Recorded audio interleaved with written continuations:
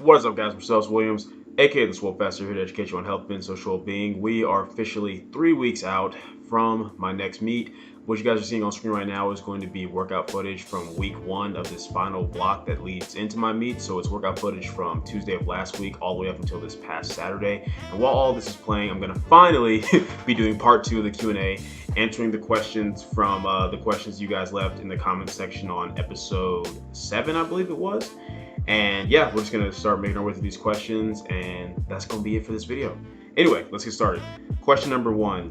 If a DUP style program is based off your current 1 rep maxes, what are your thoughts on programs that base your working sets off a desired 1 rep max, assuming you're not overshooting your desired 1 rep max? For example, Ed Cohen's deadlift program. So I don't think there's necessarily anything wrong with that. If you're being realistic with what your desired 1 rep maxes are, then that's fine. But in the way I look at it, it's just way more realistic, and it's a safer option to go with what your actual current 1 rep maxes are. Because if you're going about everything correctly as far as your programming, then after you go through a few blocks of training, by the time you set yourself up to test your 1 rep maxes once again, you're still gonna beat what your previous maxes were, right? Otherwise, like the prep didn't go well, or you weren't being true to the RPE, whatever the case may be. So while there's nothing necessarily wrong with it, I just feel like it makes far more sense to go with your actual 1 rep maxes, because based on where your strength is currently at is going to have a huge impact on what you can handle as far as total workload and volume to start. And then of course that can always change and progress as you continue down the road with your training. So to me, it just makes more sense to go with what your current 1 rep maxes actually are, and then just change it when you actually test your maxes again. Next question. When bulking or cutting, how do you ensure you're not gaining or losing weight too quickly? That is what the scale is for, my friend. Basically, it's all about how fast you're trying to lose or how fast you're trying to gain. We already know that you're going to be in a certain amount of a surplus or a deficit based upon your calories. And the simple rule of thumb is if you're gaining at the rate at which you want, then you keep things as they are. If you're gaining too slow, then increase your caloric intake. If you're gaining too fast, then decrease your caloric intake. And the same thing if you're cutting. If you're losing weight at the rate that you want, then you're good to go. If you're losing weight a bit too quickly, then pull back, increase the calories, or decrease cardio a little bit. Or if you're not losing fast enough, then you can always decrease the calories more or increase cardio more. So it really just comes down to you as an individual based upon what you're looking for. But the best way to gauge that is just by weighing yourself daily and seeing if you're gaining or losing at the rate that you want. Next question. I have narrow shoulders and a tad wide hips. If my aim is just to look good, should I stop doing regular push-pull legs and instead switch my focus to lats, delts, and legs instead? I can send a pic of my current physique if it helps. Well, seeing as this question is just for the Q&A, don't think I'm going to need you to send me a pic. But basically, man, what you have to understand is that everyone has set genetic limitations as far as how they're built, how their muscles insert, and then the potential growth for each muscle group. So no matter how you go about it, you're always going to have muscle groups that are more dominant than others. And while there's nothing wrong with working on your weak points with additional accessory work or more volume on those weak points, as far as hey, should I switch up my training, what's going to make me look good, that's so subjective. That's based upon what you think looks good. Now in my mind, I think you should try to maximize muscle growth in all of your given areas, and then whatever that looks like is what that looks like. But no, I wouldn't suggest necessarily getting off of your push-pull leg routine and just doing lats, delts, and legs only, just because you don't want to have muscular imbalances, not just from the sake of aesthetics, but just from a health perspective. It makes sense just to try to maximize muscle growth in all the areas that you can. Next question. Do you think higher deadlift frequency is good for a short period of time to improve technique? It definitely can be, but it depends on one, your level of strength, and then how high your frequency already is. In my opinion, just due to the nature of how taxing it is on your recovery, it doesn't ever make much sense to deadlift more than twice a week. Now, if you're a beginner and that's just something you're really trying to focus on, and maybe you're not pushing your other lifts quite as much, then or even if you're not a beginner, if you're just not focusing on the other lifts quite as much, you can maybe get away with deadlifting 3 times a week. But ideally, I feel like pulling twice a week from the ground, and then if you're gonna have any type of third day, it needs to be like an easy type of variation, maybe something like a Romanian deadlift, something where you're just not gonna load it as heavy would be ideal. But I definitely think, in general, higher frequency is gonna help you get more proficient at any movement, just because that movement is a skill and you're practicing that skill more often.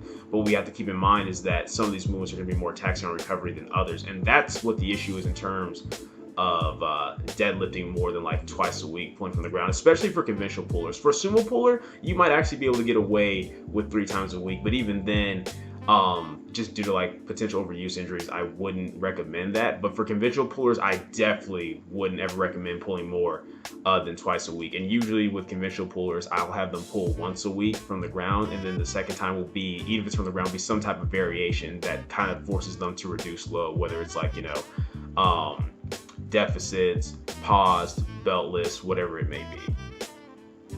Next question. Do you build up to your top set on weighted pull-ups the same way as your other compounds or a bit differently? I feel like you don't recover as much between pull-up sets as the other compounds. Yeah, so pull-ups are definitely a very, very tiring and fatiguing movement. Like it's not like the bench press, even though it's an upper body movement. It's a far more taxing movement. And it's also working bigger muscle groups as far as the upper body. So I don't do build-up sets the same way for weighted pull-ups. Based upon what I know, like I'm trying to shoot for my top set, as far as whether it's based upon RP or weight, I just make what seem like reasonable jumps to that. Like for example, if I'm gonna try to do like a top set of 5 with 120 pounds on weighted pull-ups, then I'll do a few body weights to warm up. Then I'll do like 1 plate, that's a 45-pound plate, and then I'll go to 2 plates, so that's 90 pounds, and then I'll jump right to the 120. So it's obviously going to be based upon what your individual strength level is and what you're trying to work up to, but I definitely don't recommend doing just multiple build-up sets to that top set, because you're just going to wear yourself out by the time you actually get to it. It's not the same way that you would go about it with squats or the bench press. And it's the same rule of thumb with why we don't always do the same amount of build-up sets on the deadlift, just because of how taxing the movement is as a whole. Next question. How long should you spend in a lean surplus, and how long should you cut for depending on physique and lifter status? Beginner, intermediate, advanced. Okay, so once again, this has absolutely nothing to do with if you're a beginner, intermediate, or advanced. It's all about your goals. Now, my general rule of thumb is you want to be in a surplus the majority of the time. The only time you should ever really be focused on cutting is for the sake of your health, like if you're overweight or obese due to body fat percentage, or if you've maybe just gotten a little bit fluffier than what you want, or like as far as aesthetics, or maybe you're a little bit further away from your weight class that you compete in, whatever your event is. But if you go about things as far as just going in lean mass spaces where you're not letting yourself put on just a bunch of unnecessary additional fat, but you're actually accurately tracking your weight gain, accurately tracking your caloric intake when you're bulking, versus the traditional dirty bulking route where you just go balls to the wall, just eating everything in sight. If you go about it that way, you really don't have that problem, because you're gonna be able to spend far more time in a surplus and then only have to cut as needed, versus if you just dirty bulk really hard for 3 months, well, that's only 3 months in a surplus, and then you spend a bunch of extra time during the year cutting just to get rid of a bunch of that extra fat that you put on. So my recommendation to you is to check out my videos over lean bulking and how to go about doing that. I'll have those linked in the description down below, next to this question where it's timestamped, so you can just check those out, and that'll give you a better idea of how to go about that. Next question. Can you explain how to utilize fatigue drops in programming? Say, for example, you work up to a top set of 7 at 7 on high bar squats, and you don't know the exact percentage to program the back down sets at from your 1 rep max, for example, 3x8. How do you know what percentage of fatigue drops to take off your top set so that the sets aren't near failure? So this is going to, of course, depend on how fatiguing that set was. The percentage drop that you do for a top set of 7 at 7 may be different than what you'll do for a top set of 7 at RPE 9, right? But assuming that we're not using back downs based upon our 1 rep max, and we're just going to take a percentage of the top set and do that for our back downs, what I like to do is anywhere from 9% to 12% for the decrease.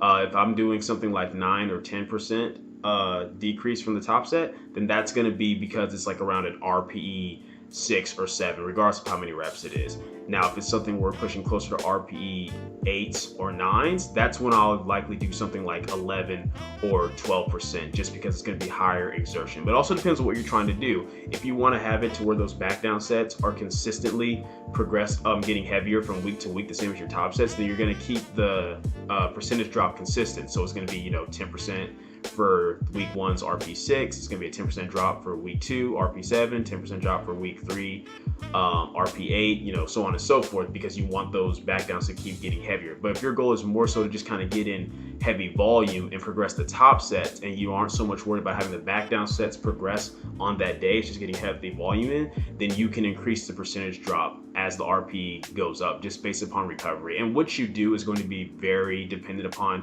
what you're trying to do on that day, on that block with the individual. But as a general rule of thumb, that's how I'll usually go about it. Like, 9 to 10% percentage drops if the RP 6 or 7, then 11 or 12 percentage drops if it's RP 8 or higher. And it's something where, hey, I want to keep the weight consistently progressing from week to week on the back downs. I'll keep it consistent. And then at that point, which percentage drop I do is just going to be pretty much based upon how much fatigue I'm trying to keep off. So the more fatigue I'm trying to keep off, the higher the percentage drop is going to be.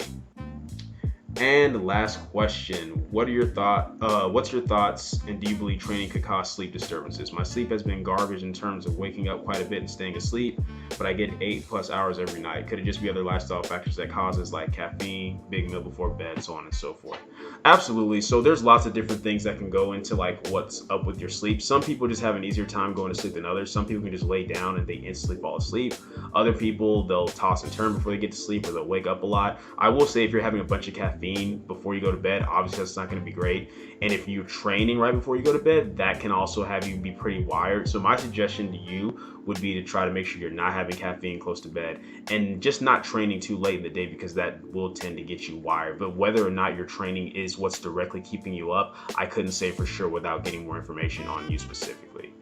And I think, yep, that is it for all the questions that were in the comments on this video. So that works out perfectly as far as the training footage that I had on screen. So yeah, that's it. Appreciate you guys for answering those questions. This will be the only episode of Redemption that's like a voiceover. The rest of it will be raw as it has been, but I just really need to get this Q&A done for you guys and have us able to do that. So yeah, that's it for the video.